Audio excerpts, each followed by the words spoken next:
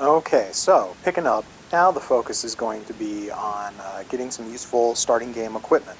So I went ahead and spent my experience. I also did 2 more runs of Grail here just to round out my stats a little bit. So I got myself up to level 55. You can repeat this to your own comfort.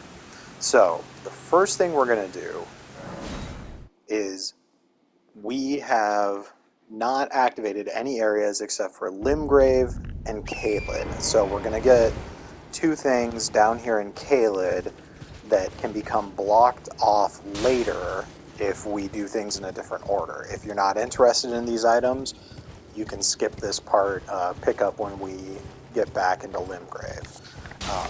So what we're going to do is, there's the map for Caelid. Gonna kind of carefully make our way left from the map, but I'm taking the outside here because there's them big birds. If you've been in Caelid, you know to fear them big birds. Pick up a golden seed. I don't know what that is, but in my experience, items hidden in broken carriages around dogs aren't worth getting. There goes the dog aggro. Let's flip around here. Make the puppy angry. Grab that because it was in the way. Hop over the wall. Back over here. Hop over the wall. Now, the numbers are not nearly as impressive as what we were just working with, but you can do a little AFK farm here by letting the dogs and soldiers fight to the death. What we are going to do is instead cross the impassable bridge. You know that this will be possible if this portal is turned off. So, here we go. Gotta be kind of fleet on your feet here. Oh, nope. Nope. I did not. Good thing I invested in vigor. Oh boy. Drink one of those health potions quick. Probably should have reallocated. Don't need so much mana for this. Alright, we're clear. We got through it. Now, this is an area that you can certainly access later, but once you get to the Altus Plateau, which we will be visiting later in this video, the Festival of Radon will start, and during the Festival of Radon, most of this area is blocked off. So, heal that up. That was not fun. I'm probably going to take an L while I'm doing this because I do not have enough healing, and we'll be fixing that shortly. Come all the way up along the castle here. Make sure to jump over that gap. We're going to come down here and hope that we can take out this scarab before... There we go. Okay, good. Flaming Strike, Ash of War. Exceptional. Let's hope we can successfully, see, I'm going to be taking pot shots, and I am out of healing, so we are going to really have to rush here, and I don't remember exactly where I'm going.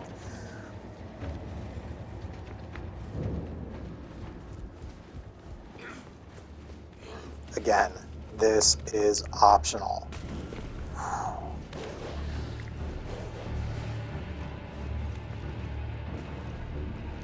Nope. Nope.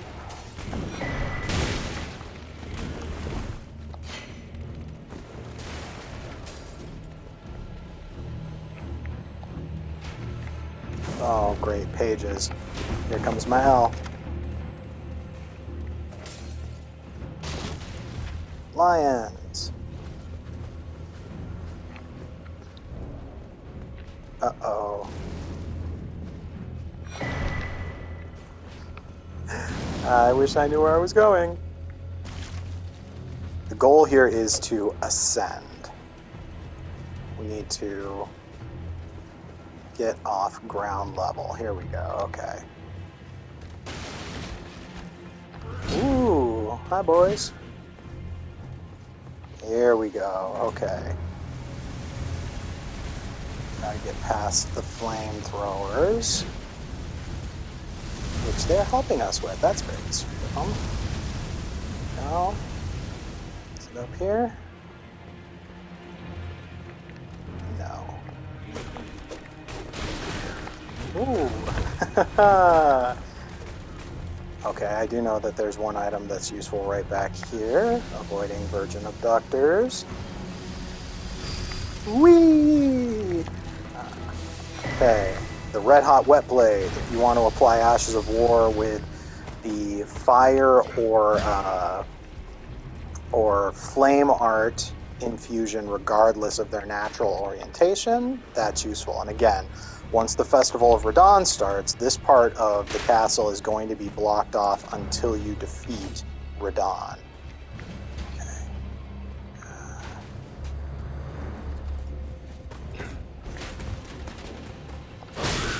Is that it? That might be it.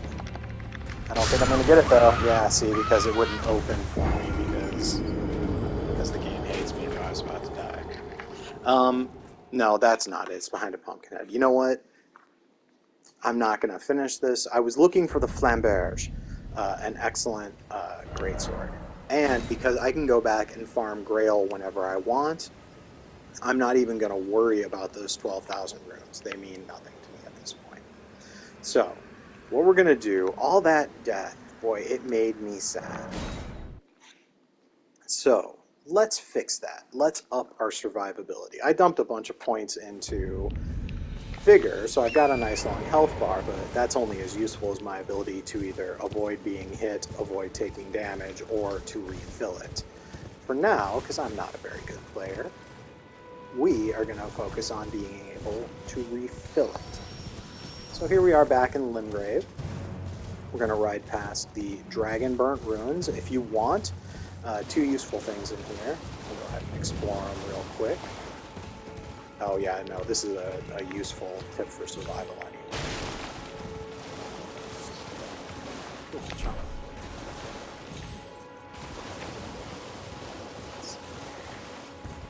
There's two different ways to ascend to a basement. First, you have to make all the dogs as angry as possible over here. Yeah. Okay. If you're a dexterity build, you head right down. This second one, notable because the ruins around it actually make a complete wall. You have to jump over the wall. You can pick up the Twin Blade. Pretty nice weapon, especially good for applying statuses, dexterity focus. My more common reason for coming here is to come down. Oh, come on, jump off. Boy, you know what, doggy? Will you help me down here? Will you be my friend down here, doggy? Get past the rats, ignore the rats for your own sanity. Open the chest. Jump over the chest. Or onto it's even better. Ah! And we've been trap warped back to Caelid.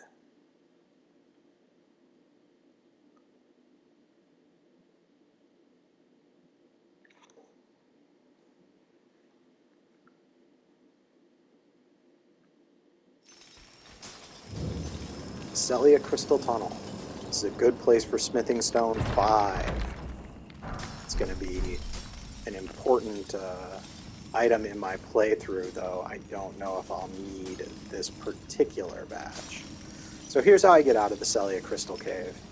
You sneak, you walk slow until you get to this part, and then go ahead and sneak sprint. And we can turn around and look. And the Kindred of Rot did not aggro to us. So now we're free to pop on down. Rest up Grace when we break out of the trap.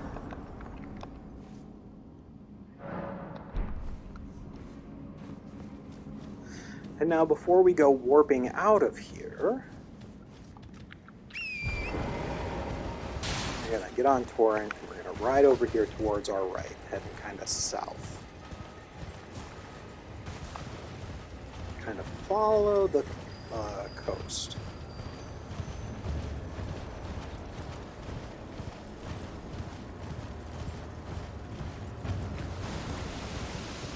follow it around until you see that big scarab. Turn right at the little Stake of America. Actually, that wasn't a Stake America, was it? That was one of those summoning markers.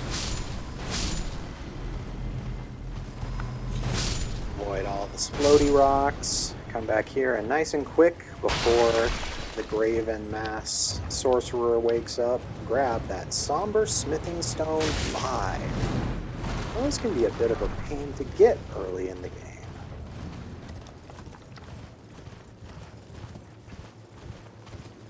And about the time we get out of there... Oh, I better show this. This is important. Are you an intelligence build? Are you going to cast sorceries? Come over here to the Street of Sages Ruins.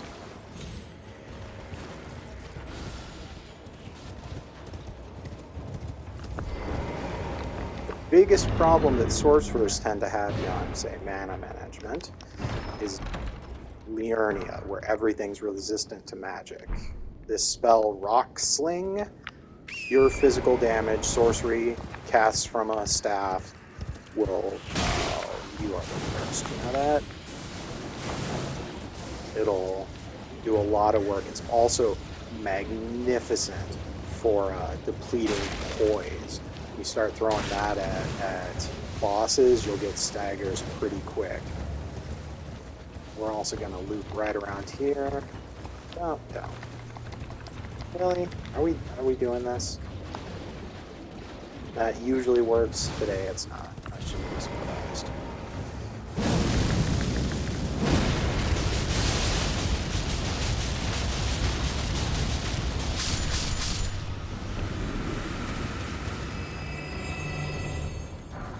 Meteorite Staff.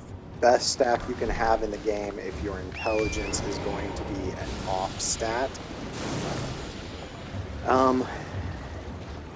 With my recent sorcerer build, I think I finally outpaced it with a level 15 academy, not even academy, academy glintstone staff.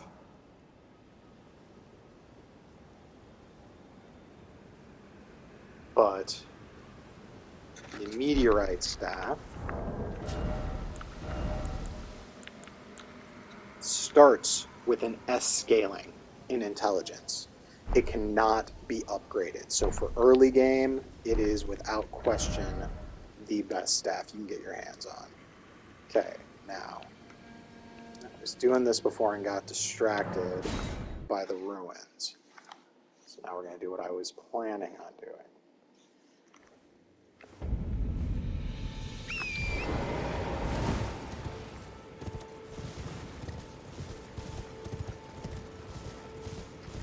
Because we have access to all sorts of things down in the Weeping Peninsula that we should absolutely, even if you don't want to do any of my rune cheeses, you should absolutely hit the Weeping Peninsula before you take on Stormveil unless you are really confident in your defensive abilities.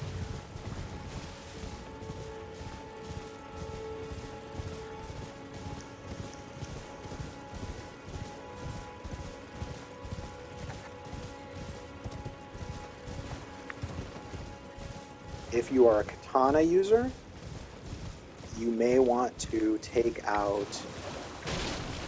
this scarab because it has the unsheathed ash ability. Whoa, 2 crabs. Carmine said 1 crab. There are 2 crabs. Because if you're going to do a pure dexterity katana build, you're going to want to switch those katanas over to keen scaling.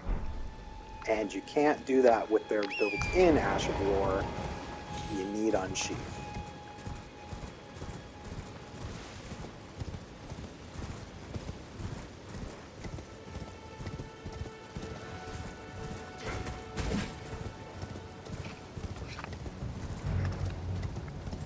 And you also need the Iron Whetblade from Stormveil, but I'm focusing on stuff that we can pick up before we encounter any of the Remembrance bosses. Welcome to the Bridge of Sacrifice. Swing over here. Grab the smithing stone. Grab the stone sword key. Grab the grace. Now, I plan to use this character to get the Madness ending achievement on my quest to platinum the game again on PS5. So I'm going to stop and talk to Hayata. You can absolutely skip this if you're not interested in doing the Madness storyline. Right, the servants who've since come, I fear it's least. Would you mind, my soul, please? Thank you. Then please. Agree to deliver her letter.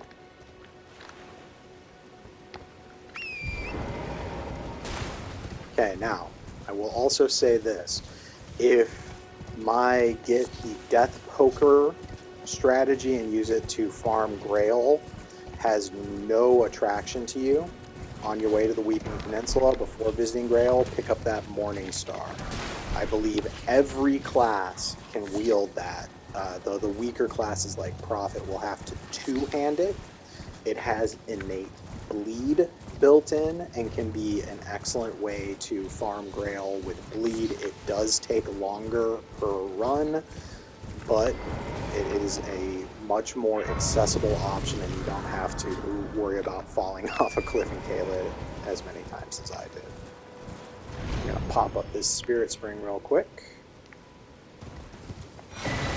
Pick up the green turtle shell. If you're having problems with stamina recovery, you can wield that in your offhand. Even if you're two-handing a weapon and it's strapped to your back, it will still enhance your stamina recovery.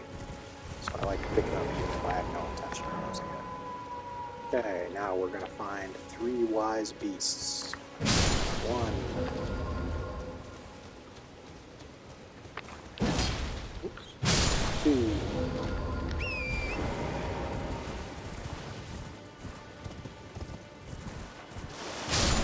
3. Seal has opened.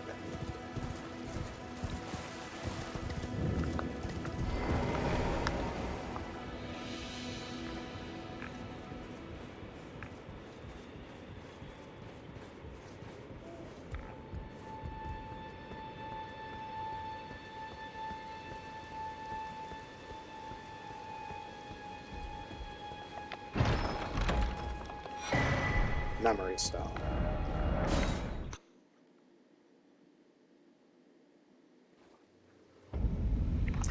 Now then, if you've still got some spare runes, you can always talk to the merchant here, pick up some cracked, a stone sword key, new armor.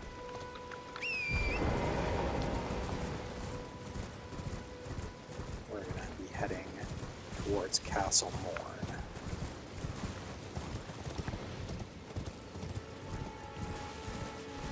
We're following along this edge of the cliff because if you have been here before, you are aware that there is a Golem Guardian right down there who will start taking extreme sniper pot shots at you.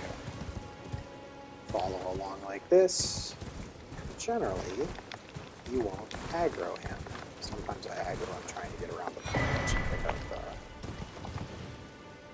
golden seed. Looks like this time I got lucky.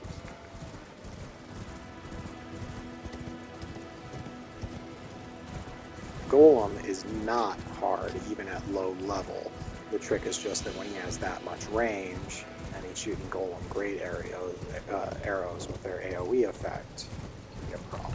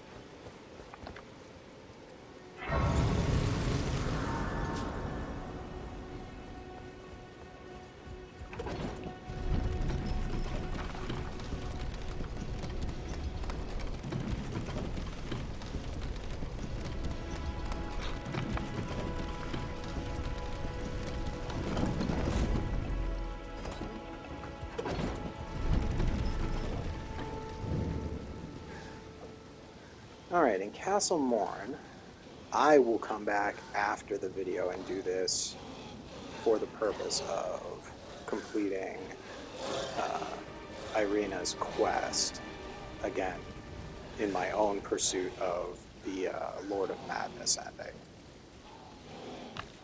But the reason I'm bringing you guys here is for the Claymore. An excellent quality weapon, scales well with strength, scales well with dexterity. You can use that. It's a great sword. You can actually dual wield it with the Death's Poker and power stance them. If you throw a fire ash of war like the flaming strike that we picked up before onto it, then you can inflict frost with the Death Poker and knock it off of them just by hitting them with the Claymore, including as part of the power stance. So very similar to, very similar to what we were doing with the torch, but with actual damage attached, and much, much more feasible for taking care of a hostile and mobile enemy.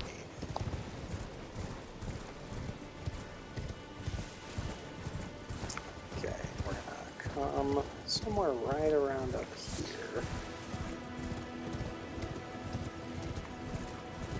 Oh, I don't have any range, do I? Oh, I do. I've got Kukri.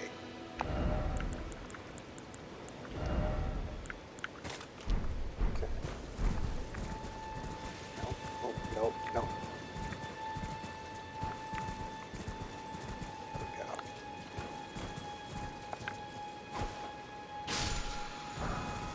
Take out that scarab for the Poison Mist Ash of War. Now, that creates a floating cloud that inflicts poison. You can also, of course, use it to imbue your weapon with the Poison Ash of War, and once you get, the Poison Affinity, once you get the Black Wet Blade, that can also lead to a Cold or Bleed Affinity. That's obviously much more advanced than what we're looking at this point. However, it can also be useful if you are able to sneak up on an enemy. Casting that incantation from stealth does not usually trigger aggro. The most notorious example of this is the Draconic Tree Sentinel outside of the Lanedell Royal Capital, who can be a pain to fight. You can use this, sneak up behind him, or get behind him and quit out of the game to kill his aggro and come back in and just sit behind him and poison him to death without him knowing there. Flame of Frenzy, Sacred Tear. The Sacred Tear is the most important thing we've grabbed down here so far, unless you really want poison or you really want the Claymore. Often with my builds, I come down here and I head straight for the map fragment, the golden seed, and then I go get that Sacred Tear. Now we're going to continue back along the path we came up, which has us heading east at the moment. When we get to this big blocky ruin, we'll hug the left side, and then continue along here, along the mountain. A little bit on the outside of the footpath so that we don't aggro the dogs who are getting a drink at the pond. And once we're past them, loop back around. Another Grace, which I am going to rest at because apparently I aggroed a mosquito. Okay, we're at the south of the Lookout Tower side of Grace. We're right here. So Irina was right here. This was the merchant. We came running down. Golden Seed was right there. We doubled back around, came up here. The Kalu Baptismal Church had our first Golden Seed, and now we're at the south of the Lookout Tower. So from here, we're going to continue to the west, right along this kind of raised path.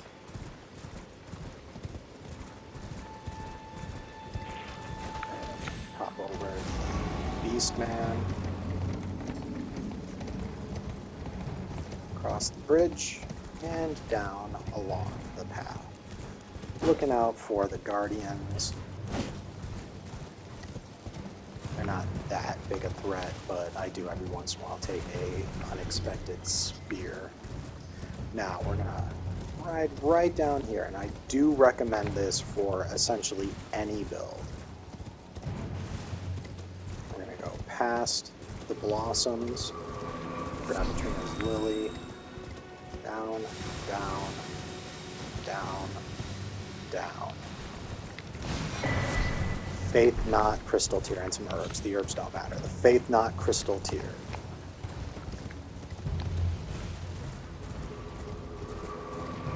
Put in your Wondrous Physic, and it'll give you 3 minutes with plus 10 Faith.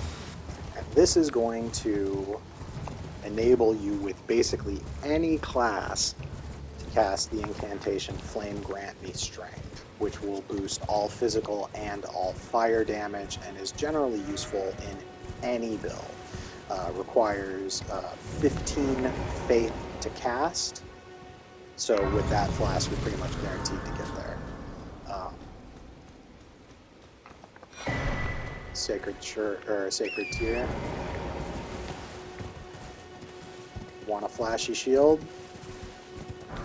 Have a flashy shield. That was straight west out of the Church of the Pilgrimage, and now we're turning south.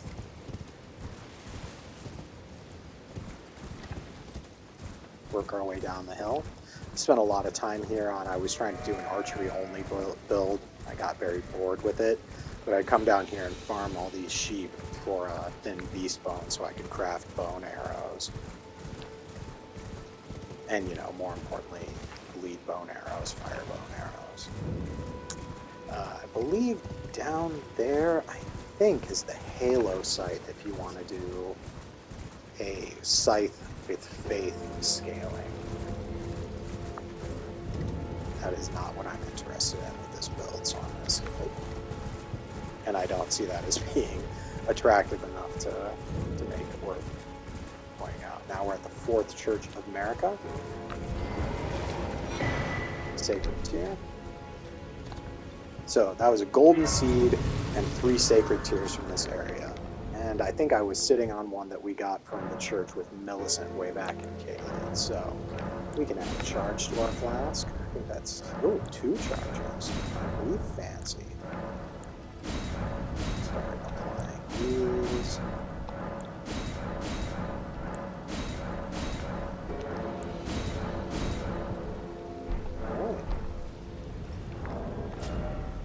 And as a result, we now have plus 5 flasks. We could go ahead and mix our flask of physique, but I'm not going to bother with that just yet. Now we're going to come out kind of along the east here, make our way down the cliff.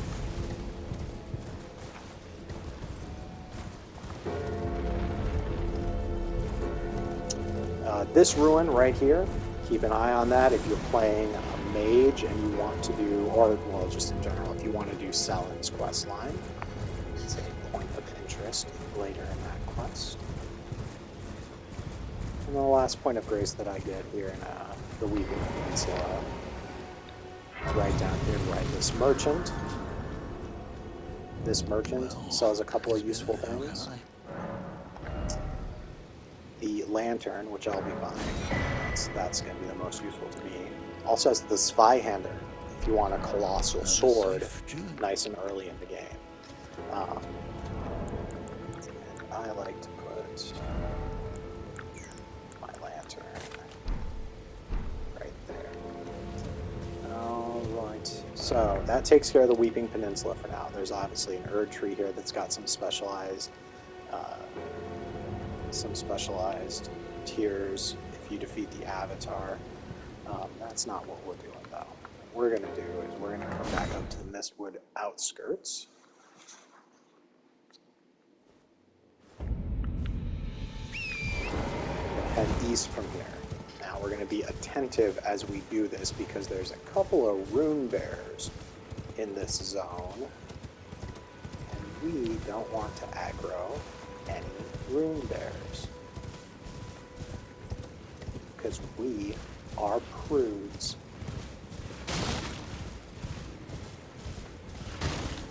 Heading north just a bit. We could also have come just south from the Third Church of America. If you want to descend to the CO for a river, and there's some good reasons to do that, you can use that little hut there and its elevator to do so.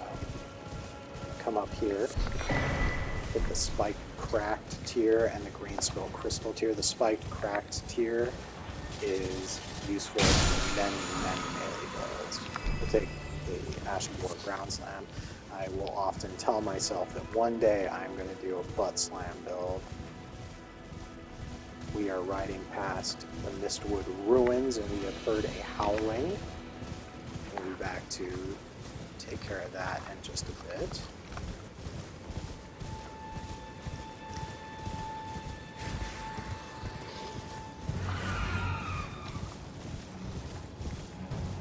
But our current goal is the Great Fort Kenneth Height.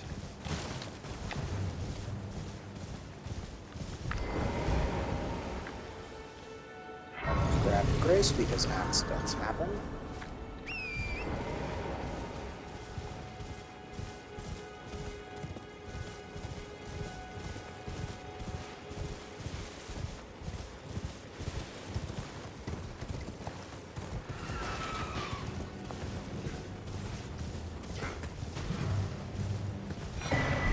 Seed. Horse parkour. I didn't know he was going to throw it. He got me. He got me. You want to learn how to make blood grease right through that door right back there. Let's speed up back there. You can also farm blood roses here downstairs. Are you mad at me? You are. You're so mad at me. Get him good and mad at you. Come up the ladder. Yeah. Thanks, man. Missed me. Better follow. Better climb the ladder and catch me.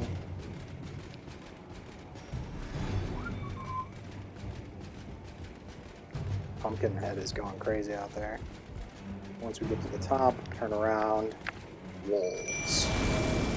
Now, we can very comfortably claim the left Dectus Medallion.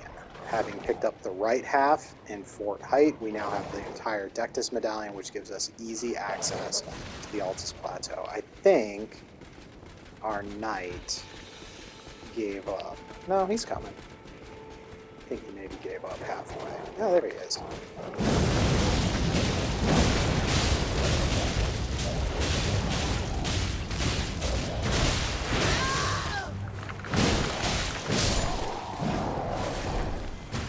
The Bloody Slash Ash of War can also be very, very helpful for killing and farming the Fort Pharos Dragon Grail, as that will allow you to put the bleed property on a pretty vast number of bladed weapons.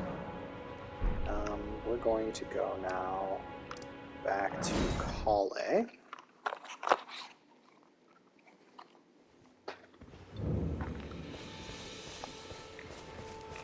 Wait. Well, you're... Out the howling in the Mistwood. I suppose he... I know. Next time you hear the wolf, don't fret. I just haven't... Finger snap. I've got enough. I don't have any plans for him, but I will buy the crafting kit just in case. Nice to do business. And now we will go back to Fort Height.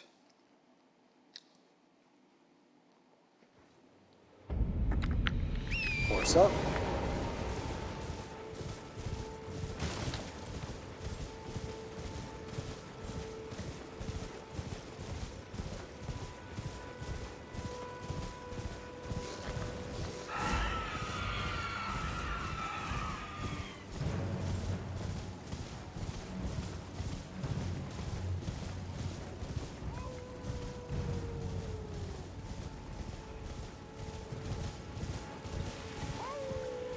All the way around, up and down, opening our menu. fingers snap.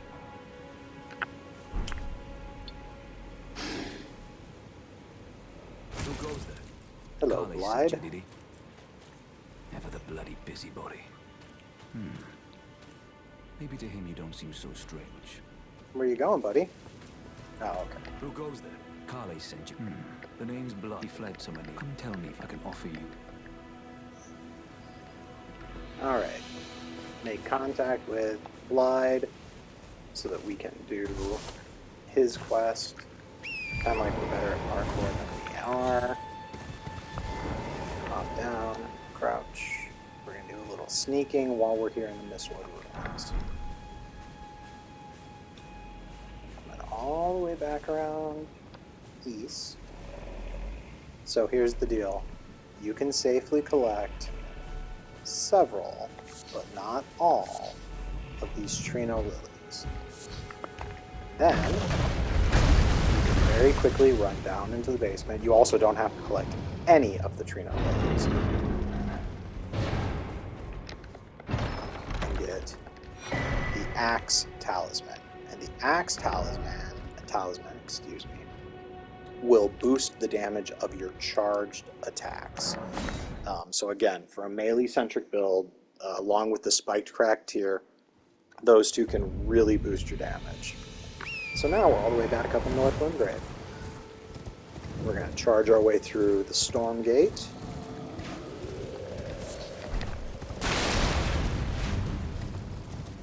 Breaking through the small barriers. Giving this guy a little miss. Snitches get stitches.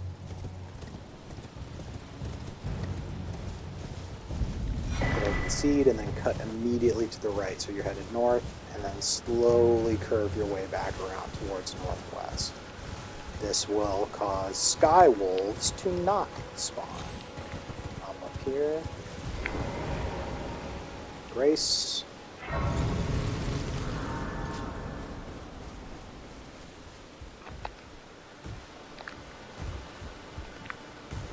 Second stone sword key. So if you want the Dragon Communion Seal and did not want to take the Stone Sword Key as your starting gift, that's how you can get two. One here, one on the Bridge of Sacrifice that took us to the Weeping Peninsula. We'll talk to Roderica until she gives us the jellyfish. Come out, and we're going to head north.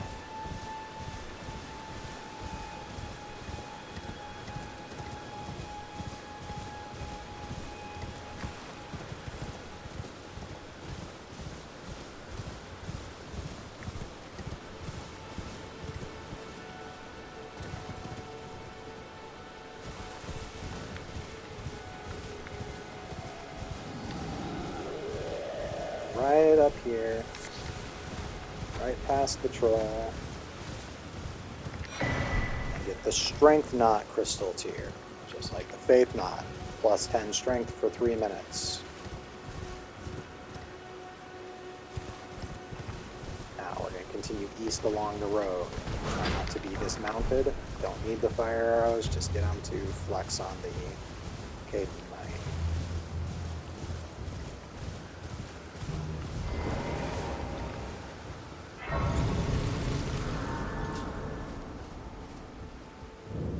Master Bernal in the War Master Shack. Let me ask, are you Sell here you just Ashes your of fist War, fight? including Yes, my helps faithful me term. Even though I'm control, I definitely know not there's the going to tip. join the Volcano Manor and kill a bunch of people. Learn skills. Stamp Upward Cut, very strong, very good for breaking poise. Endure, insanely useful for basically giving yourself some poise, allowing you to hit with something that's naturally large damage. Impaling Thrust gets around shield blocking, can be very useful. Also, the fact that it does impaling damage means it can pair with the Spear Talisman. Quick Step, useful for swamps, poisonous swamps. Stormblade can be a lot of fun. Nice and strong can be a lot of fun. And No Skill, if you pick up Not a shield that floating you your really plow. like that There's came no- with an Ash of War and you don't want to constantly be using a shield Ash of War. Now from here, we're going to head north. And while there is a way to get through here without triggering Sky Wolves, I'm just going to trigger the Sky Wolves because it's the more direct way and the faster. I'll loop around once we get to the top of the rise here. Did I choose the wrong one? Maybe I didn't even need to aggro Sky. No, there he is. That knight on horseback.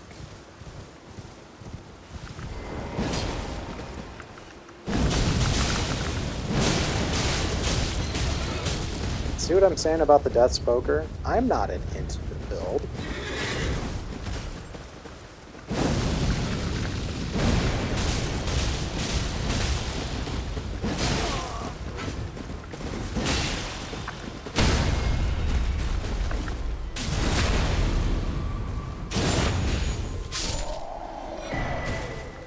Ash of War Golden Bow. If you do not intend to get yourself up to 25 faith, which is perfectly reasonable, put that on a dagger. You can buy one in the round table hold. You can find one on enemies. It'll give you like plus 15% to your attack and defense while the Ash of War is active. Lance. You're going to take on Rykard. There's a pretty useful trick of comboing that with the storm or the serpent, whatever, his gimmick weapon. Beast Crest Heater Shield. If you don't like the fancy golden shield, the Beast Crest Heater Shield will have 100 physical defense, pretty decent block rate, and is available in the chest. So if you want to use a shield and can't find a good one, there you go. So we exited the camp to the, I guess, to the north. Went up the left side of the path to the death-touched catacombs. And I'm going to go ahead and rest just to refill my mana. Alright, death-touched catacombs. If you don't like twin blades, then your next best starter dexterity weapon is going to be right in here. Off the edge, turn around, through the pass, through the left-hand door, around, oops, I went past it. Got the glove board. There we go. Uchigatana. Now you can be a samurai boy. Now this catacomb we can't just warp out of, so we're going to have to hoof it. So pick up another glove board.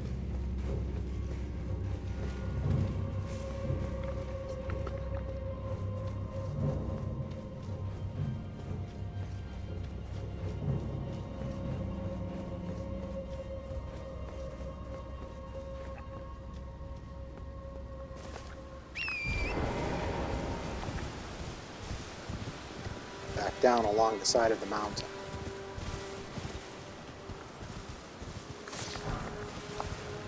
Now we're going to head a little bit further down the path until we can go up the right side. And here we're going to meet good friend Alexander. I'm stuck. Oh, I at least. My thanks. I'll help you out, buddy. And I'll pop. Don't dally. Give it your all.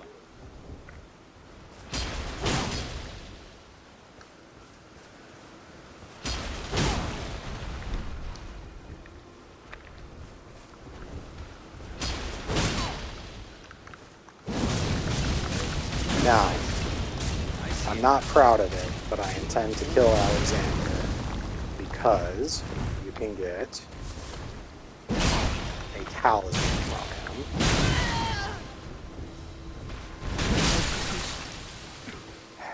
I'm very sorry, Alexander. You're no good.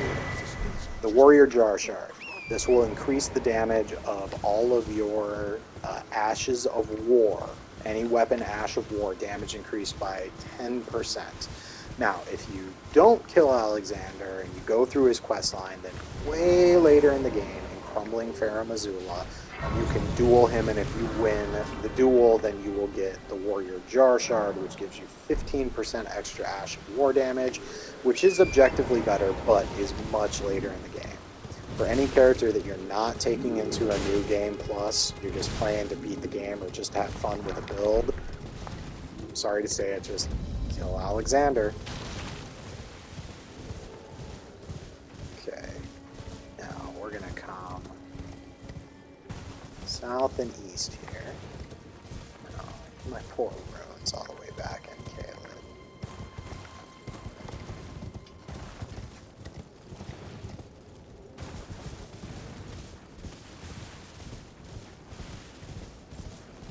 And get more Trina's lilies. And why are we picking up all the Trina's lilies?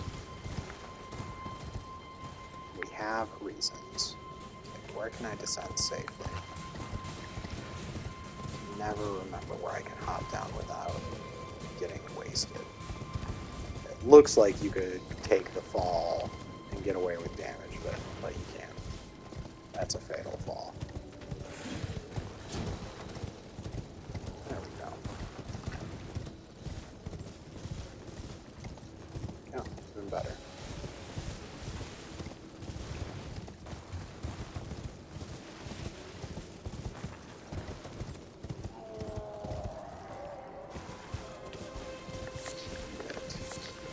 Mushrooms, which we will also need.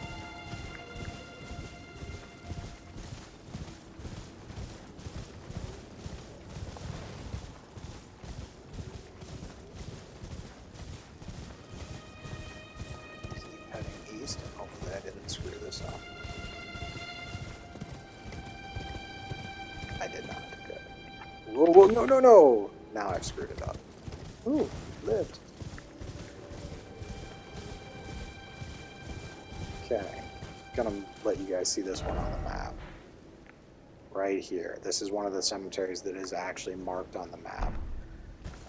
In addition to, you know, some free runes, what we really want from here is the Fevor's Cookbook 1. The Fevor's Cookbook 1, in addition to any other recipes it might contain, has the recipes for sleep pots. Sleep pots will be absolutely invaluable when we eventually have to fight a Godskin, which is not going to be part of this video. That's advanced. Okay, that pretty much takes care of Limgrave. So I'm going to end this video, and then we'll talk about what we want to do in Liurnia, still without having fought any of the bosses.